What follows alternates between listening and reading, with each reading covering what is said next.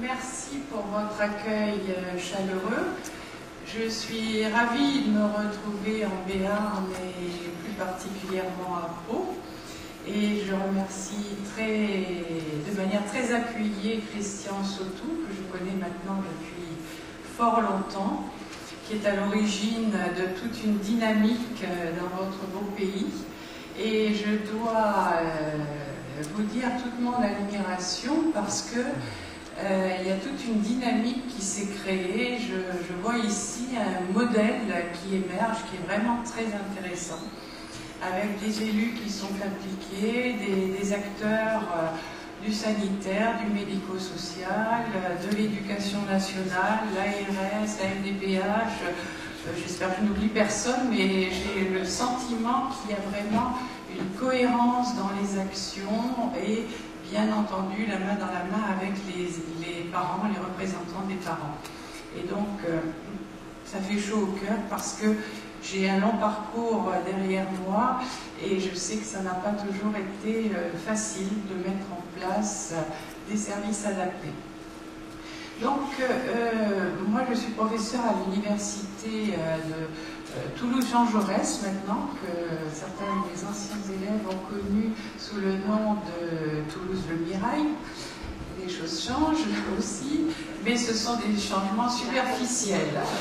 Voilà, et donc je représente mon laboratoire, le CERPP, Centre d'études et de recherche en psychopathologie et en psychologie de la santé. L'Institut des sciences du cerveau de Toulouse, auquel nous sommes rattachés, ce qui nous apporte un plateau technique qui permet de faire des recherches qui sont en accord avec l'évolution des connaissances actuelles. Je suis également membre de l'Institut universitaire de France et je suis très fière de représenter le CERESA, qui est une association de parents que j'ai créée à une époque où l'intervention précoce n'existait pas vraiment et où on a eu envie de faire avancer parce qu'il y avait les lourdeurs institutionnelles qui ne nous permettaient pas de le faire. Donc on a pris notre liberté, on a créé une association et on continue à travailler ensemble. Et le CERESA, qui était une toute petite entité qui était constituée de parents très actifs, de certains de mes doctorants, et on était confinés dans un petit appartement d'un HLM que nous avait prêté la mairie de Toulouse. Et maintenant, on est quand même une association qui a une grande visibilité, avec un CESAD pour 42 enfants, un CESAD, enfin une structure expérimentale dans le Lot à Martel pour 15 enfants, une unité d'enseignement à Tournefeuille, qui est une petite ville près de Toulouse, une unité d'enseignement qui va ouvrir dans le Lot à Catus. On a gardé la structure associative parce que, comme tout le monde l'a dit, il n'y a pas assez de place, donc il faut encore accueillir dans cette structure. Un pôle de formation, il en a été question puisqu'on est amené à collaborer avec vous. Et la petite dernière des structures, c'est la structure Denver qui vient d'ouvrir au mois de septembre. Voilà, et c'est de ça qu'il va être question maintenant.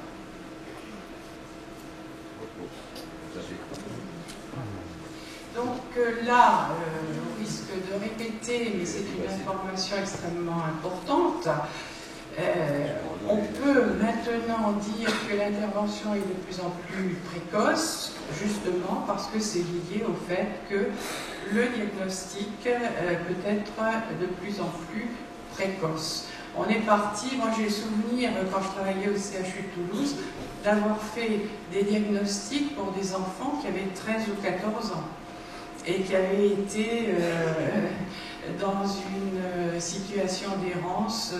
Les parents avaient recherché partout et puis finalement on arrivait très tardivement au diagnostic après avoir reçu toutes sortes de labels du type caractériel ou autre pathologie sans qu'on ait pu aider les enfants. Et donc maintenant, en moyenne, le diagnostic se fait à 3 ans en moyenne, mais on arrive aussi à le faire plus précocement. Alors pourquoi une intervention précoce? Il faut s'appuyer sur des informations scientifiques et vous voyez dans ce schéma que les lignes indiquent le degré de plasticité cérébrale pour différentes fonctions. D'abord, vous voyez que ça n'est pas uniforme. Vous voyez, pour les fonctions cognitives supérieures, c'est le trait plat. Pour le langage réceptif et expressif, c'est le pointillé large. Et pour la vision et l'audition, c'est le petit pointillé. Alors, vous voyez qu'entre la naissance et le moment de l'intervention, il y a toute une plage de temps durant laquelle eh bien, les différentes fonctions qui ne seraient pas bien en place ont des chances d'être soutenues de manière à restaurer l'équipement de l'enfant, son équipement pour aller vers le social. Parce qu'on dit que c'est un déficit du social, mais il faut bien entendu savoir que c'est sous-tendu par des fonctions qui se développent à des rythmes différents. Alors les inquiétudes parentales, elles se situent en général dans la première année, aux environs d'1 an, sauf cas exceptionnel. On a souvent des parents qui déjà alertent. Et ce qui est important dans la formation des équipes que vous avez pu entendre, c'est que maintenant, les inquiétudes parentales sont écoutées. Alors qu'avant, il y avait souvent un retour bienveillant, mais qui jugeait aussi les parents en disant « mais ne vous inquiétez pas, vous êtes une mère inquiète, etc. » Maintenant, quand il y a une inquiétude parentale, des médecins bien formés savent qu'ils doivent regarder de près cet enfant. Donc, cette plasticité cérébrale, bien entendu, c'est sur ce concept-là qu'on va s'appuyer pour justifier le fait que, en intervenant précocement, on peut apporter des modifications significatives dans le cursus d'évolution des enfants. Et donc ça, c'est tout à fait important de le souligner. Alors, c'est maintenant admis puisque on avait des recommandations pour le diagnostic de l'autisme publiées en 2006. Elles vont d'ailleurs être remises à jour là, prochainement. Il y a un groupe qui va être constitué pour les revoir. J'espère que ce ne sera pas pour un retour en arrière, mais pour une amélioration de ce qui est déjà fait. Et puis on a les recommandations de bonne pratique de la HAS, déjà depuis 2012, et il est écrit clairement qu'une intervention rapide doit être mise en place pour un soutien au développement. Alors est-ce qu'on en a les moyens? Pas toujours, hein, parce qu'on dit qu'il faut intervenir dans les 3 mois après un diagnostic. Bon, il y a des endroits où on peut le faire, et on est chanceux, mais il y a des endroits où on n'a pas encore les moyens, même s'il y a la volonté. Alors, cette intervention précoce, il faut bien se dire que ça n'est pas simplement une transposition de ce qu'on fait avec les enfants plus grands. Parce qu'au départ, moi j'ai été formée à la division Teach aux États-Unis, et je voyais les premiers essais d'intervention précoce. Et à l'époque, c'était juste, on prenait l'éducation structurée et on la mettait en place pour des tout petits. Or ça n'est pas adapté parce que ça ne veut pas dire que je dénigre le Teach, bien entendu. Le Teach reste une des références très importantes pour travailler avec les enfants. Ça veut dire que les enfants jeunes ne fonctionnent pas de la même manière que des enfants plus grands. Donc le Denver dont je vais parler est un modèle comportemental et développemental, c'est-à-dire qu'il va tenir compte beaucoup du type de fonctionnement des jeunes enfants. Les jeunes enfants avec lesquels on va intervenir, eh bien, au lieu d'être dans une structuration stricte, comme on fait dans le Teach, on va être plus dans des interactions naturelles, dans un environnement naturel et en faisant la promotion de la motivation et de l'initiative. Et on va travailler au niveau socio-émotionnel, comme on travaille avec des jeunes enfants. Et on ne va pas les mettre à une table pour structurer et leur faire apprendre des choses, mais on va initier une relation d'ordre socio-émotionnel, on va les faire rire, on va les chahuter, avoir des petites routines, et dans ce cadre-là, on va mettre en place des apprentissages. Donc ça n'est pas du tout la même démarche que pour des enfants plus grands. Donc cette intervention précoce, elle doit bien entendu être taillée sur mesure, être adaptée aux besoins de ces jeunes enfants, de leurs parents, parce qu'un parent qui vient d'apprendre un diagnostic, c'est une personne qui doit être accompagnée, qui ne va pas tout de suite forcément avoir les réponses qu'on attend. Il y a un temps de maturation. C'est à nous d'accompagner, d'informer et de tenir compte aussi des singularités des parents. Tout le monde ne réagit pas de la même manière. Et donc on va travailler pour une amélioration dans tous les domaines du développement. Et donc cette intervention précoce, elle va mettre l'accent sur un outil qui est essentiel pour les jeunes enfants, c'est le jeu interactif. Hein, on va beaucoup jouer, l'enfant va jouer, et nous on va jouer avec lui, mais en fait derrière ce jeu avec l'enfant, il y a un immense travail. Donc c'est ça la clé dans Denver. Il faut que l'enfant joue, il faut que ce soit agréable, plaisant pour lui, mais le professionnel va être formé et lui il fait un vrai travail, il ne se contente pas d'amuser l'enfant. Parce que quelquefois quand on regarde les vidéos on se dit bon c'est tout simple, on fait que jouer avec l'enfant, derrière il y a quand même toute une technicité, il faut s'en rappeler.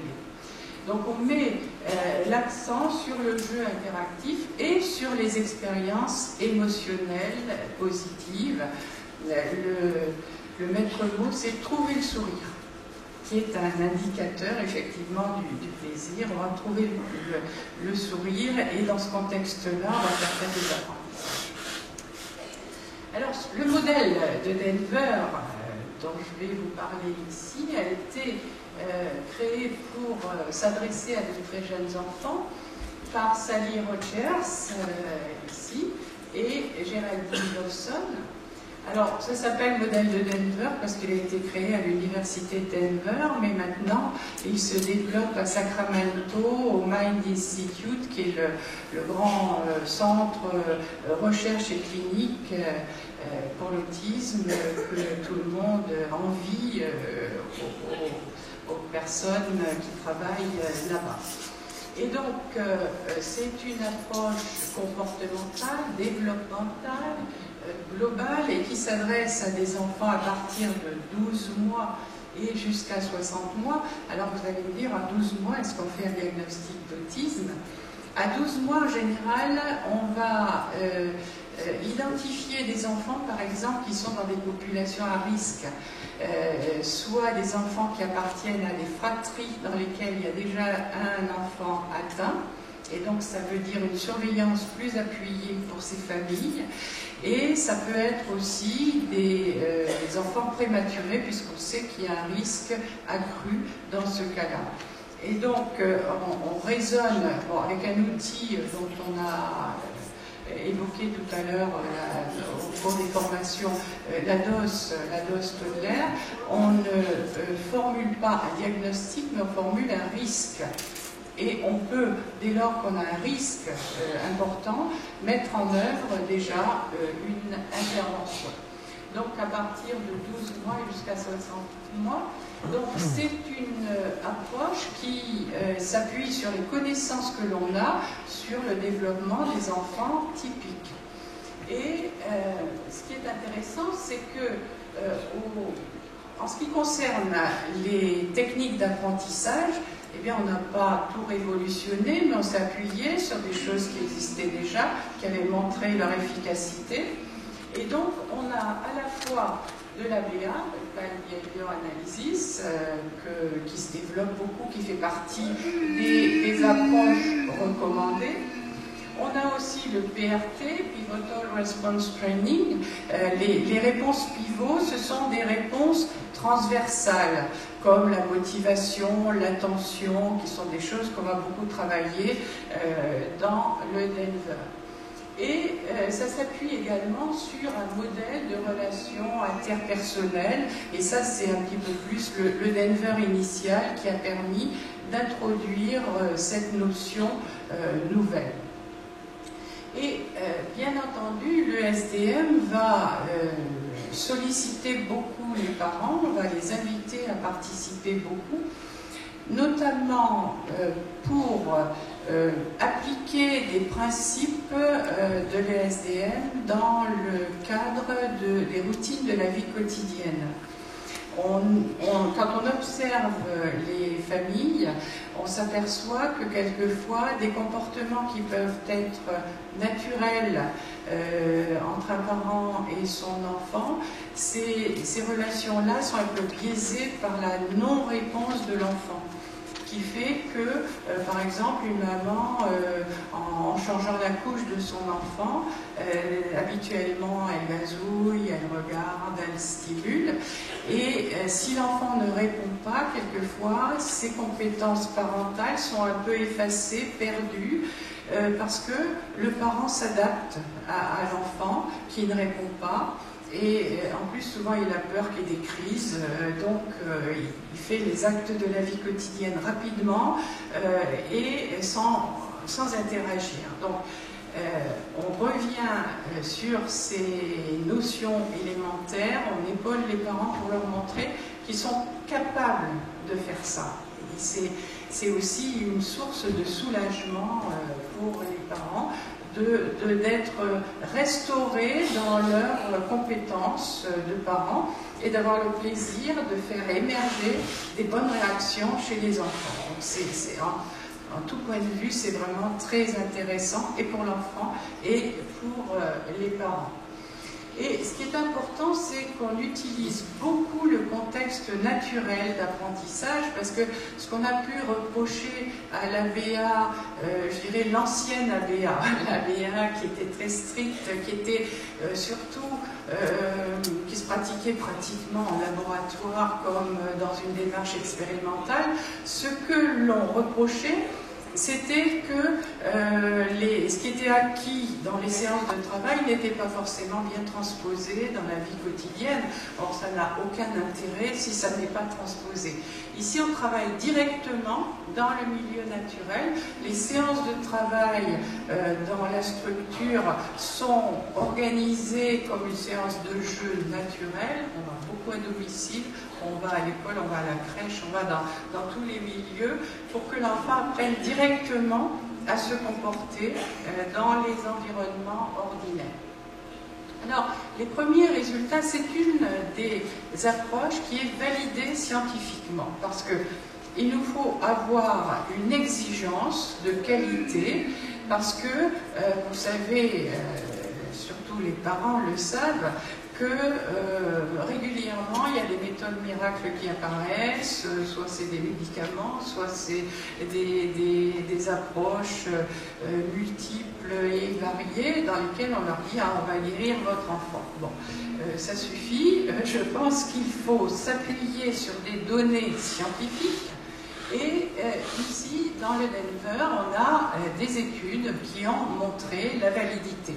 Donc dans cette étude, par exemple, on a 48 enfants avec TSA âgés de 18 à 30 mois et on a fait un essai contrôlé randomisé qui compare donc un modèle d'intervention précoce qui est le SDM, on voit les courbes en pointillés, et les interventions classiques, comme on dit as usual, c'est-à-dire comme d'habitude, c'est des choses qui ne sont pas très spécifiques, qui sont mises en place par des gens qui n'ont pas de formation spécifique, disons. On voit ici les résultats au test de Mullen. Donc ici, c'est la ligne de base à l'entrée dans le programme. On a les deux groupes d'enfants qui sont à peu près, qui sont comparables. Et on voit la progression après 1 an de prise en charge et après 2 ans. Et on voit le décalage avec le groupe qui a été pris en charge avec une méthode classique. Pareil pour le Vineland, qui est un test d'adaptation à l'environnement plutôt. Et donc ici, on voit aussi un écart qui se creuse après 2 ans d'intervention. Ce qui est intéressant, parce que là, on mesure l'évolution avec des tests. Mais ce qui est intéressant encore plus, c'est qu'on a essayé de voir s'il y avait des modifications au niveau du fonctionnement cérébral. Et donc là, c'est surtout Géraldine Dobson qui a travaillé là-dessus. Elle a montré qu'après 2 ans d'intervention, il y avait une modification de la réponse cérébrale. Et ça, c'est intéressant parce que ça valide le fait que l'enfant a réellement changé. On voit après 2 ans d'intervention que l'activation cérébrale est plus importante lorsqu'on présente un visage, donc un stimulus social, humain, comparé à autant d'activation, à l'activation lorsqu'on présente un objet. Et donc dans le groupe ESDM, on a nettement une activation plus importante lorsque c'est le visage qui est présenté. On voit que dans le groupe ESDM, on a 73% des enfants qui présentent un niveau plus élevé d'activation au visage, ce qui est à peu près comparable au groupe témoin d'enfants typiques. Donc ça veut dire que c'est la même chose que chez les enfants typiques, alors que dans le groupe prise en charge classique, on n'a que 36 enfants qui ont une activation importante au niveau du visage. Donc on voit que avec cette étude, on a une sorte de normalisation de l'activité cérébrale, et ça c'est un facteur important. On a évalué les effets dans différents contextes d'intervention. Alors on a, et ça vous allez voir, c'est quand même quelque chose d'important pour alimenter notre réflexion sur la manière de mettre en œuvre au profit du plus grand nombre le SDM. Donc on a testé en groupe 15 à 25 heures par semaine pendant 12 mois ici, et on a constaté une accélération du rythme de développement global et du langage réceptif. C'est évidemment une ouverture intéressante pour disséminer plus largement le SDM. Ici, on a testé le SDM appliqué par les parents, mais on doit être prudent quant à ces résultats parce que la période d'intervention est courte. Pour un problème peut-être d'allègement de charge pour les parents, on a fait un entraînement intensif et on leur a demandé d'appliquer pendant 3 mois. Alors ce qui est intéressant, c'est que l'effet est indirect. On a un effet positif sur le stress des parents, qui sont soulagés, qui ont le sentiment de pouvoir agir, qui se sentent compétents. C'est très important, surtout quand ils ont eu des professionnels en face qui les ont un petit peu malmenés, ce qu'on espère ne plus exister. Par contre, on n'a pas de différence vraiment nette dans l'évolution des enfants, mais, et je vous parlerai d'un programme qu'on a nous en cours, on a moins d'heures d'intervention que dans les groupes, donc on peut pas comparer. Il aurait fallu avoir le même nombre d'heures. Mais on a déjà un effet intéressant.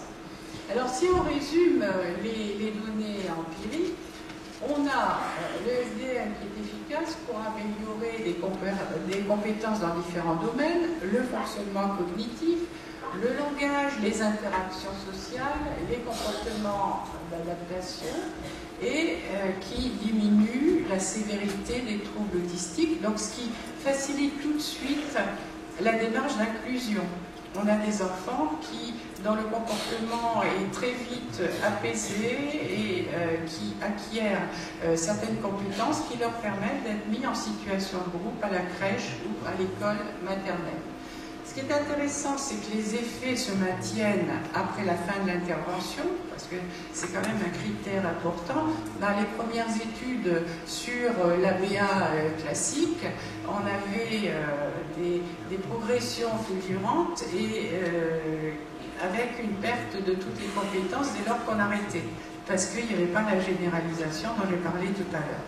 Donc c'est important que les effets se maintiennent. Donc on l'a vu, amélioration du fonctionnement cérébral en parallèle avec l'amélioration au niveau du comportement. Des effets positifs qui se manifestent dans différents milieux avec différentes modalités d'intervention, mais, et ça c'est un bémol que je me dois de mettre quand même, il existe une grande variété interindividuelle, c'est-à-dire qu'il faut quand même être conscient du fait que ça n'est pas une méthode miracle et qu'on a des enfants qui sont plus lourdement atteints, qui ont des troubles neurologiques associés et qui vont pouvoir progresser, mais plus modestement. Donc il faut le savoir et pas dire aux parents que on va tout régler. Il faut être très prudent et très modeste à ce niveau-là. Partager l'information, donner du courage, soutenir, épauler, mais pas vendre non plus des rêves dont on pourrait revenir cruellement par la suite. Alors il y a des facteurs qui sont identifiés comme étant favorables à une évolution positive. Bon, je ne me répéterai que brièvement, le début précoce, la fréquence et la durée de l'intervention. En général, on dit qu'il faut 20 heures. Je me sens chanceuse, moi, d'avoir une structure où je peux appliquer 20 heures. Il y a des structures dans lesquelles on applique du bon SDM avec 12 heures, 14 heures, et il reste à voir effectivement, à comparer, à voir, toujours dans l'idée de disséminer plus largement, il reste à voir qu'est-ce que ça donne dans les unes et les autres de ces structures. C'est une approche qui doit être pluridisciplinaire, c'est-à-dire c'est toute une équipe qui doit se mettre au travail. On a des activités individualisées qui sont conçues spécifiquement pour chaque enfant avec des préoccupations développementales, une implication et un soutien des parents et le contexte naturel, j'y reviens parce que c'est vraiment important, on va travailler au domicile, à la crèche, à l'école. Alors, pour la mise en œuvre du programme de Denver, je vais vous montrer certains éléments du Denver appliqué de manière expérimentale avant qu'on ait notre structure, donc avec moins d'heures, et je vais vous parler après de ce que l'on a actuellement. Alors une chose importante, c'est l'apprentissage qui doit se faire avec plaisir, c'est chercher le sourire. Est-ce qu'on peut activer le film, s'il vous plaît? Coucou. Caché. Coucou. Coucou. Ah. Coucou.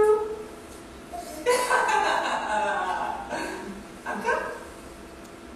Coucou.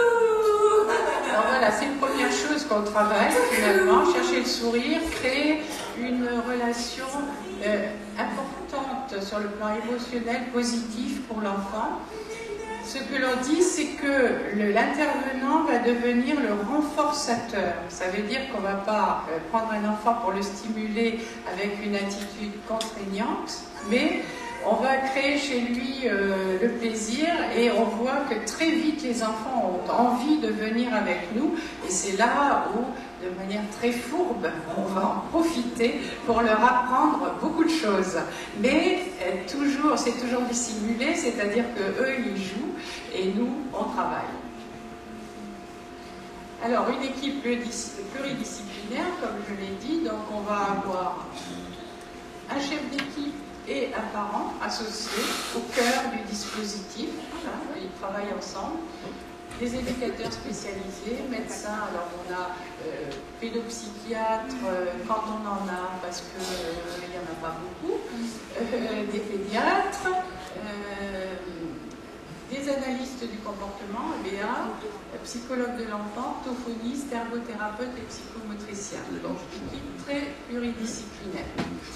Comme je l'ai dit, on a l'impression de jouer, et seulement de jouer avec l'enfant, mais derrière, il y a toute une méthodologie de travail qu'il faut arriver à maîtriser. Donc au départ, on a une checklist pour l'évaluation. C'est une liste de compétences que les enfants ordinaires doivent suivre et qui montre l'acquisition des compétences. On va ensuite définir des objectifs qui vont être rédigés de manière précise, avec des étapes pour l'apprentissage. On a des documents pour recueillir les informations, des feuilles de données quotidiennes qui vont faire l'objet d'une cotation des différents essais d'apprentissage, ce qui permet, avec les critères de réussite que l'on a définis à l'avance, ce qui permet de suivre vraiment l'évolution des enfants. Et enfin, on a une mesure de la fidélité. Je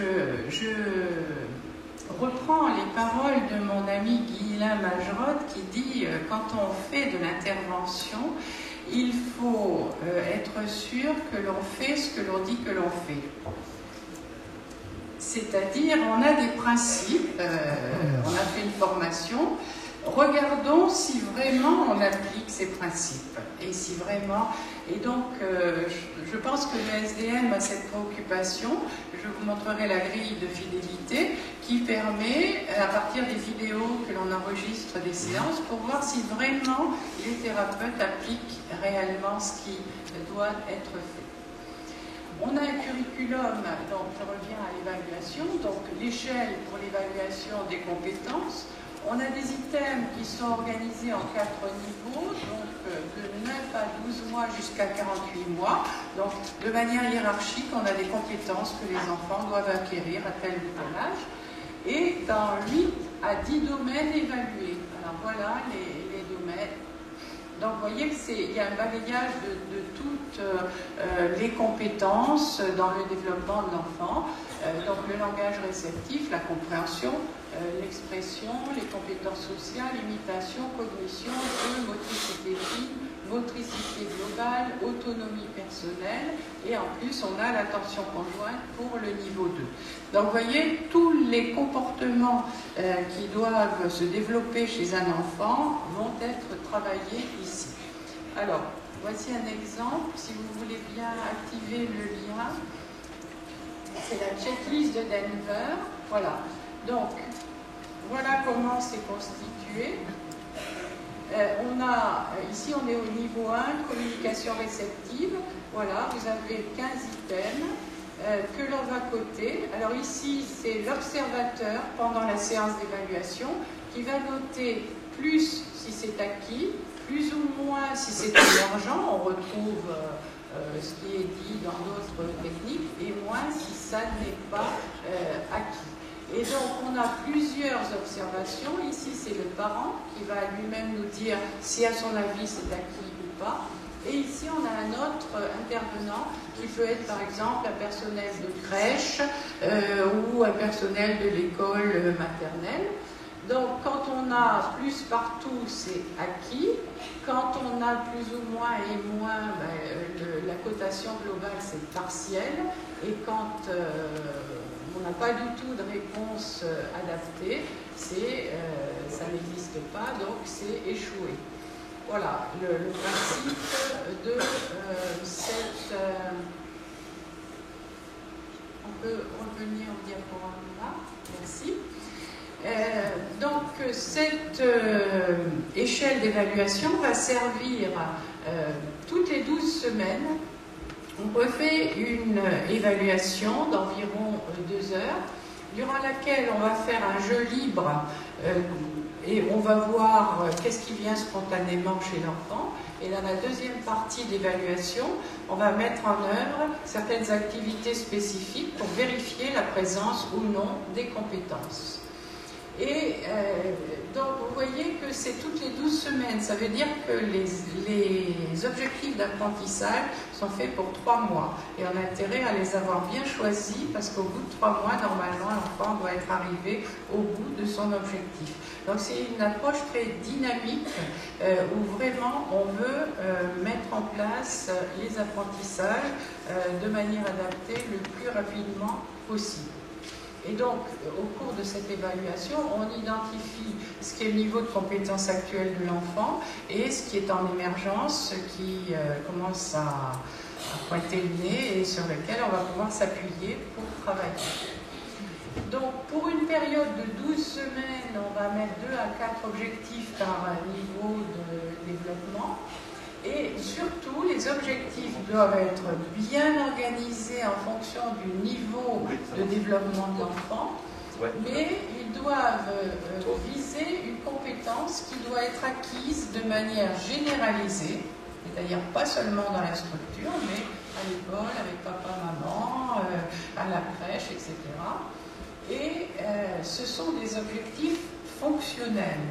On n'apprend rien d'artificiel à l'enfant puisqu'on travaille en milieu naturel. Donc ce sont des comportements qui lui servent tout de suite. Alors j'ai ici un exemple d'un petit travail qu'on avait fait préalablement à l'ouverture de notre structure dans le cadre d'une recherche. Et donc on a un exemple d'entraînement de l'attention conjointe. On sait que l'attention conjointe qui amène au partage social, c'est une des compétences vraiment très importantes dans le développement. Donc on voit ici cette petite fille qui pointe pour montrer quelque chose qui lui fait plaisir, c'est des bulles en l'occurrence. Alors on sait très bien que les enfants peuvent avoir un simulacre, disons, de l'attention conjointe, c'est-à-dire ils vont pointer mais ils ne vont pas regarder. Et donc le but c'est d'obtenir qu'il y ait un vrai partage social, c'est-à-dire je montre, je regarde mon partenaire et je lui montre ce que je suis en train de regarder, et c'est ça le vrai comportement social.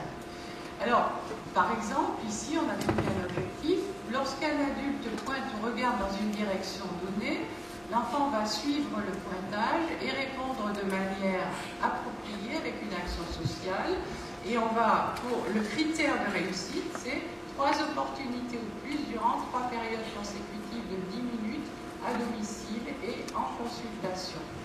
On va établir des étapes d'apprentissage qui vont inclure une augmentation du comportement adapté, c'est-à-dire l'enfant va de manière plus fréquente répondre au comportement de l'adulte et l'adulte va être moins obligé d'aider, d'apporter une incitation. Et on va s'appuyer sur différentes stratégies, incitation, modelage, répétition. On a toutes sortes de techniques qui sont empruntées soit à l'ABA, soit au PRT. Et voilà ce qu'on avait obtenu en suivant 18 enfants TSA âgés de 24 à 48 mois, donc qui ont reçu ce type d'entraînement pendant 3 mois, dans le contexte de 1 pour 1 et 6 heures par semaine. On a établi un protocole à cas unique, c'est-à-dire qu'on a une ligne de base, le nombre de comportements au départ, et puis on fait la courbe d'apprentissage. Donc on a un enfant sur les 18 qui a atteint complètement ses objectifs, c'est-à-dire il répond correctement, de manière adaptée dans tous les environnements, à la sollicitation de l'adulte, et lui-même il pointe pour capter l'attention de l'adulte de manière tout à fait adaptée, fonctionnelle. On a 17 sur 18 enfants qui ont atteint partiellement leur objectif, c'est-à-dire on a une bonne progression, mais on n'est pas encore tout à fait au comportement dans sa forme parfaite. Et ce qu'on a noté, c'est que tous les enfants ont fait des progrès significatifs. Ça veut dire qu'au-delà de cette période de 3 mois, il y a certains enfants à qui on va remettre cet objectif-là pour le compléter. Donc vous voyez ici, en bleu, c'est l'initiation de l'attention conjointe, c'est l'enfant qui pointe lui-même, et en rouge, la réponse à l'attention conjointe. On a aussi testé l'ESDM délivré par les thérapeutes. Alors ici on a une intervention délivrée par un thérapeute certifié avec 10 heures par semaine. Donc, je rappelle, c'était avant l'ouverture de notre structure. Donc 4 heures d'intervention 1 pour 1 et 6 heures d'intervention en groupe avec 3 enfants du même âge, mais 3 professionnels qui accompagnent chacun un enfant. Et alors, on peut activer le film, s'il vous plaît. On va voir, donc, avant l'intervention,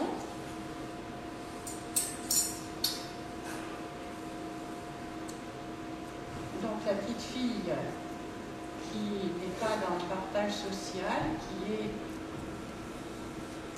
très orientée vers les objets.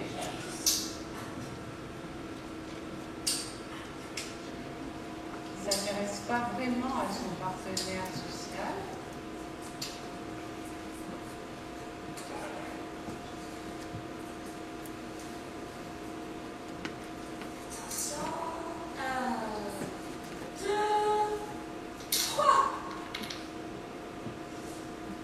Petit coup d'œil furtif, mais on n'est pas vraiment dans un... Parce qu'un enfant ordinaire, ça le fait rire et il a envie, effectivement, de reproduire. Et là, on voit qu'il y a une prudence, une réserve. Et malgré les clowneries de l'intervenante, il n'y a pas grand-chose qui se passe. Un petit regard quand même.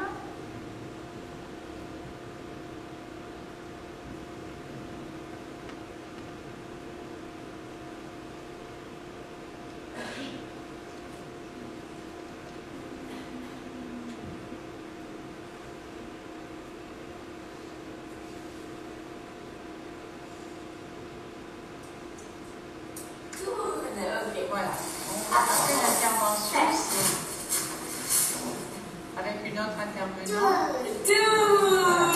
Elle utilise des mots pour solliciter.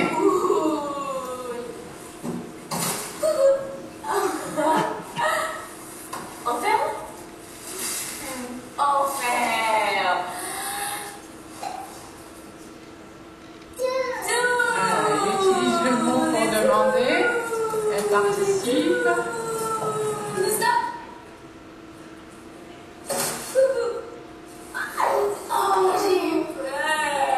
Et là, on a un bon regard et elle provoque l'interaction. Et ça en quelques mois d'intervention.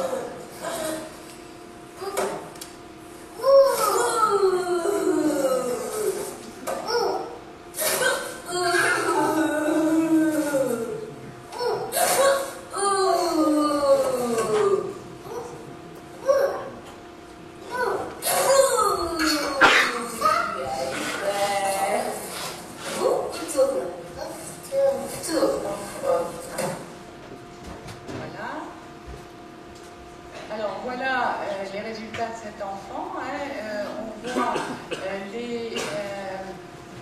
le temps zéro, c'est-à-dire au moment de son inclusion dans le programme, ce sont les colonnes bleues qui traduisent donc son niveau de performance dans les différents domaines, et les colonnes roses montrent l'évolution.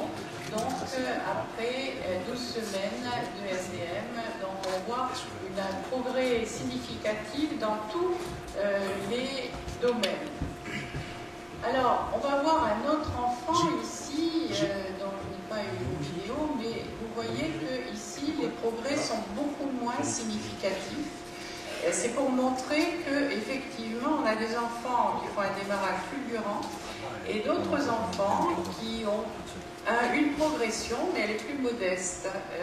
Et donc ici on voit que pour Simon, on a quelques gains, bien sûr, avec un gain plus significatif en cognition, ce qui montre quand même que c'est un enfant qui reste beaucoup fixé sur les objets, sur les puzzles, sur ces activités-là, peut-être au détriment d'une meilleure interaction sociale. Alors, on a aussi testé le SDM implémenté par les parents. Et vous pouvez activer s'il vous plaît la vidéo. On va voir ce petit garçon avant l'intervention. Et puis après, on va le voir en interaction avec son papa. Ah, mais c'est rigolo. Voilà, en fait, il rit beaucoup, mais il rit à l'objet. Hein. Il n'est pas dans l'interaction avec l'adulte.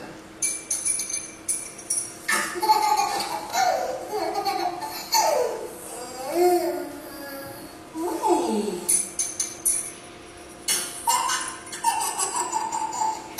Donc l'adulte cherche à participer, cherche un peu le contact visuel. Voilà, ce qu'on obtient quand on résiste un peu.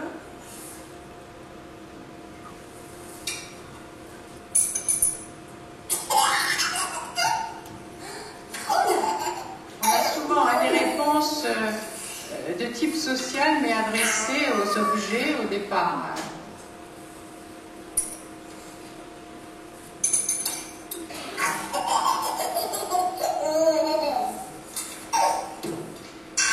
Donc pendant qu'on le voit, je précise ce dont il bénéficie. Donc une intervention durant les routines habituelles de la maison. Là on voit le papa qui lui donne à manger et qui a commencé à faire des petites routines pour créer justement cette connivence émotionnelle. Et donc à côté de ce type d'intervention, on a quand même de l'orthophonie, la psychomotricité et de l'inclusion en crèche. Donc on voit un enfant beaucoup plus actif maintenant à l'égard de son partenaire social.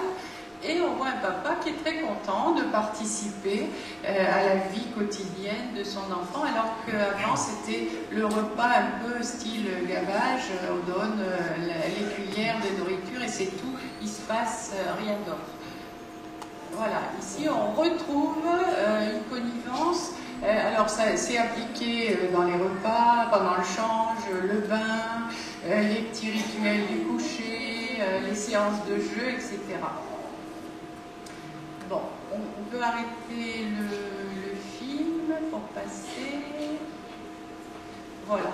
Et donc, voilà les progrès de cet enfant. Ici, on a donc pas d'attention conjointe parce qu'il n'en est pas arrivé là. Et au niveau cognitif, on a gros retard. Mais on a au niveau du langage réceptif, expressif et de l'imitation, on a de très gros progrès. Et donc, c'est ce qui nous encourage à penser que même si les études préalables avaient montré que ça avait un effet uniquement sur le stress, on pense qu'avec un bon coaching parental, on peut arriver à obtenir de bons effets pour le SDM appliqué par les parents. Alors voici la fiche d'évaluation dont je vous parlais tout à l'heure. Vous voyez, on a ici gestion de l'attention de l'enfant. Alors la question c'est, est-ce que durant l'activité 1, quand on regarde la vidéo, est-ce que l'adulte a bien géré l'attention de l'enfant? Qu'est-ce qu'il a mis en place comme stratégie pour soutenir l'attention de l'enfant? Pareil dans l'activité 2, etc. Donc ça fait l'objet d'une notation de 0 à 5. Ici, est-ce qu'il a bien appliqué le format ABC, c'est-à-dire une consigne claire, un comportement attendu qui est clair et à la fin une conséquence qui est claire également, etc. Donc on a les techniques d'enseignement, modulation de l'affect et de l'éveil de l'enfant, parce que bien entendu on joue avec l'enfant, on provoque des émotions positives, mais il ne faut pas non plus l'exciter de manière à ce qu'il soit plus en contrôle de lui-même et de ses propres réactions. Donc ça aussi, ça revient à l'intervenant, de ne pas exciter l'enfant de manière artificielle, parce qu'on sait, comme chez les enfants ordinaires, que ça peut tourner en pleurs, parce que l'enfant ne contrôle plus du tout ses émotions. On peut passer à la suivante, s'il vous plaît. Enfin, on peut fermer le document. Voilà. Alors, pour évaluer les effets, on a la checklist de Denver, on utilise des tests de développement, comme les échelles de Muller. On a la DOS qui permet de voir la diminution des troubles autistiques.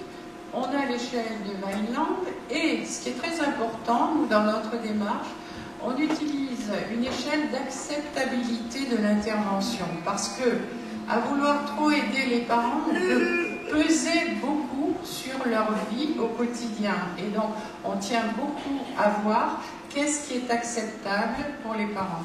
Et l'acceptabilité n'est pas la même pour toutes les familles. Il y a des familles qui vont nous accueillir, qui vont vouloir qu'on vienne beaucoup travailler à domicile, et on en a d'autres qui vont être plus sur la réserve.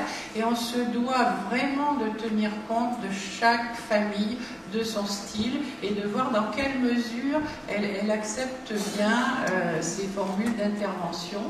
Et on mesure aussi le sentiment de compétence des parents, parce que ça nous fait beaucoup de plaisir quand on voit ça augmenter, et on voit des parents plus sereins, moins stressés, parce qu'ils sentent qu'ils ont un effet positif sur leur enfant, et ça les restaure dans l'image qu'ils ont d'eux-mêmes et dans leur rôle de parents.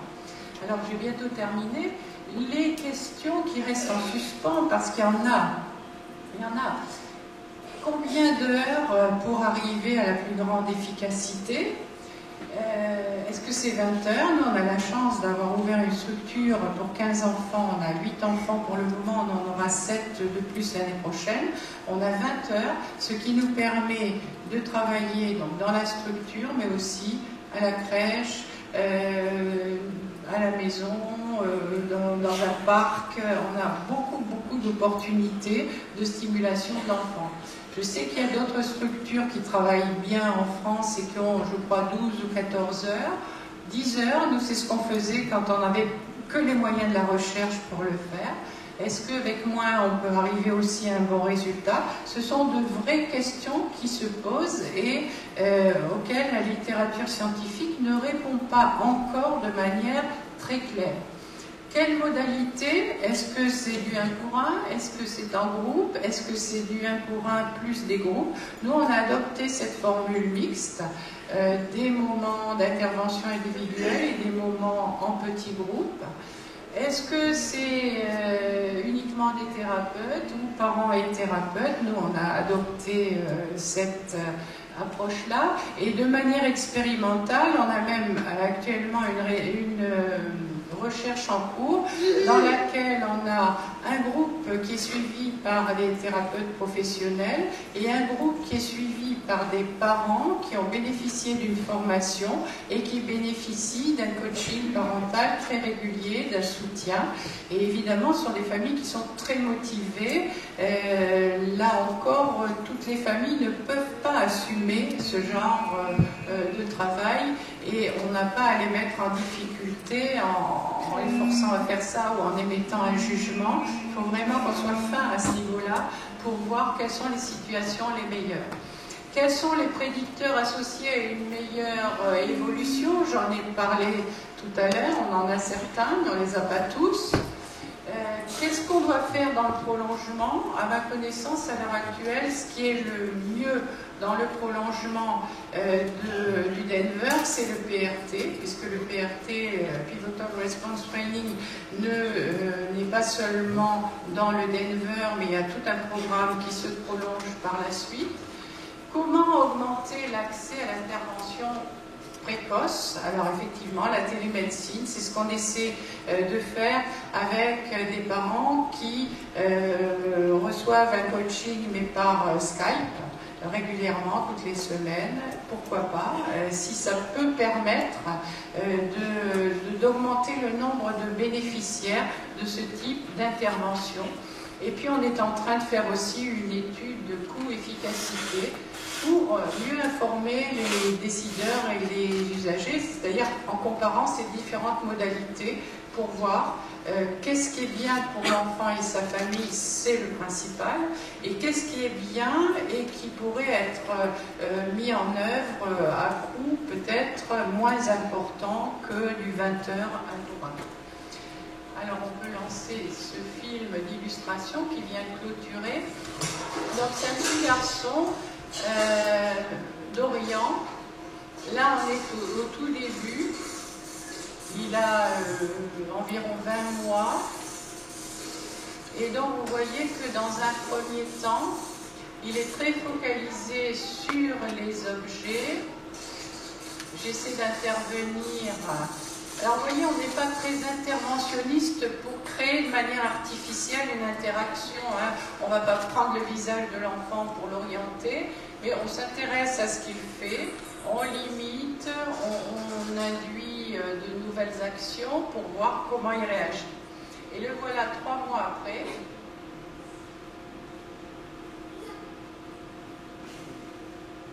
Alors là, il s'amuse avec moi, il s'amuse, il a découvert qu'on pouvait dire non.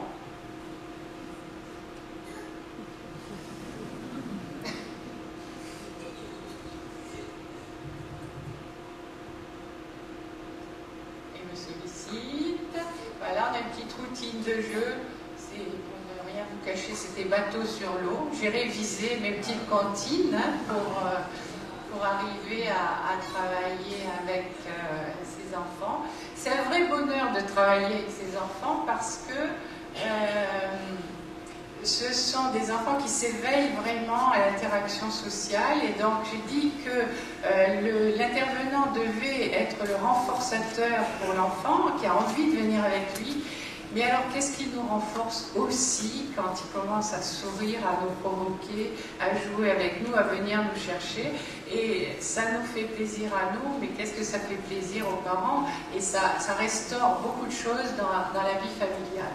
Alors, pour disséminer au mieux cette approche qui me paraît vraiment importante, j'ai traduit les 2 ouvrages des auteurs que sont Sally Rogers et Géraldine Dawson, et pour le dernier, celui qui est pour les parents, ici aussi Laurie Wismara. Et donc on a là deux outils précieux pour pouvoir s'informer sur le Denver et pour pouvoir commencer à travailler, même si il y a une formation qui est assez lourde, qui doit amener à une certification. Le CERESA va mettre en œuvre ce type de formation prochainement. Et voilà, je vous remercie. Bon, c'est juste que je vous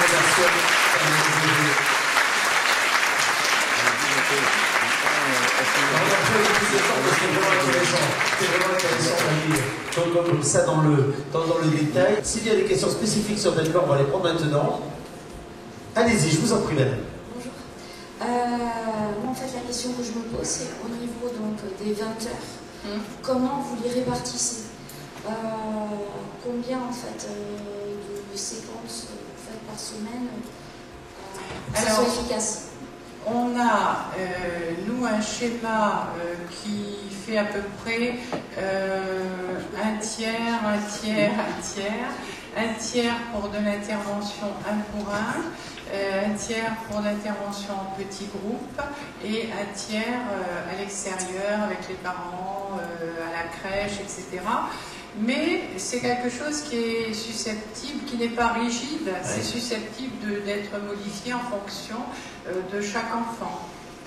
Et c'est susceptible aussi d'être modifié en fonction de l'évolution de l'enfant, c'est-à-dire les plus petits qui intègrent la structure vont bénéficier de plus d'interventions 1 pour 1. Vous avez vu, il faut les éveiller à l'interaction sociale et donc là il faut être seul avec eux pour arriver à susciter ce genre de réaction. Et après, évidemment, ce qu'on veut, c'est qu'ils ne soient pas juste bien dans l'interaction avec nous, dans la structure. Et donc là, tout de suite, on va passer à des petits groupes parce qu'on les prépare à l'école ou à la crèche. Merci beaucoup. Une autre question? Une autre envie d'en savoir plus? Allez-y. Merci pour cette intervention. La question qui est posée, c'est à quel type d'enfant ça s'adresse, bien sûr, sachant que tu nous évoques des populations de 18-30 mois. 18 mois, c'est symptôme précoce de l'autisme. Alors j'imagine qu'il y a des outils, est-ce que par exemple MChat te permet de mieux avoir des populations un petit peu plus homogènes, ou est-ce que finalement, parfois dit que Denver peut s'adresser aussi à des formes subsyndromiques ou encore incertaines? Oui, tout à fait. Quand on voit dans les profils que tu as des enfants un peu différents, oui, cognitifs par exemple. Tout à fait.